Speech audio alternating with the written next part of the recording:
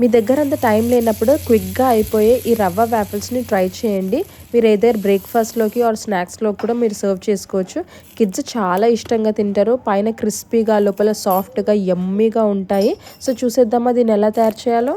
ముందుగా ఒక బౌల్లో 1 కప్ ఆఫ్ రవ్వ, హాఫ్ కప్ ఆఫ్ థిక్ పెరుగు, రుచికి తగినంత సాల్ట్, కారం అండ్ చిటికెడు పసుపు వేసుకోవాలి. ఈ పసుపు వచ్చేసి మనకు మంచి అపీలింగ్ కలర్ని ఇస్తుంది.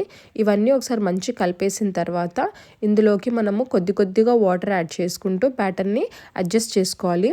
ఇప్పుడు నేను హాఫ్ కప్ ఆఫ్ వాటర్ని యాడ్ చేసుకున్నాను. ఇప్పుడు నేను ఇందులోకి పాలకూర యాడ్ చేయాలని అనుకుంటున్నాను.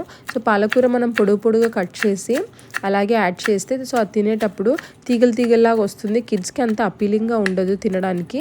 సో వాళ్ళు ఇష్టపడరు కూడా. సో నేను ఎలా కట్ చేస్తానంటే ఫస్ట్ ఇలా పొడుగుగా కట్ చేసిన తర్వాత మన చాపింగ్ బోర్డ్ని ఇంకొక సైడ్గా తిప్పేసి మళ్ళీ దాన్ని చాప్ చేస్తాను. సో అప్పుడు మనకి మంచి చాపింగ్ లైక్ స్క్వేర్స్గా చాప్ అయిపోతుంది.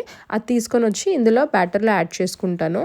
అండ్ ఇప్పుడు ఈ బ్యాటర్ అంతా చాలా థిక్గా కనిపిస్తుంది కదా, ఇంకొక హాఫ్ కప్ ఆఫ్ వాటర్ని వేసుకొని అందులో మంచిగా మనము బ్యాటర్ని అడ్జస్ట్ చేసుకుంటున్నాను. సో మొత్తం ఇప్పుడు నాకు 1 కప్ ఆఫ్ రవ్వ అండ్ హాఫ్ కప్ ఆఫ్ పెరుగుకి 1 కప్ ఆఫ్ వాటర్ యాడ్ చేసుకున్నాను. ఈ బ్యాటర్ని ఒక 15 మినిట్స్కి రెస్ట్ చేస్తే రవ్వ చాలా సాఫ్ట్గా అయిపోతుంది. అండ్ ఇప్పుడు నేను వాఫిల్ మేకర్ని ప్రీహీట్కి పెట్టాను.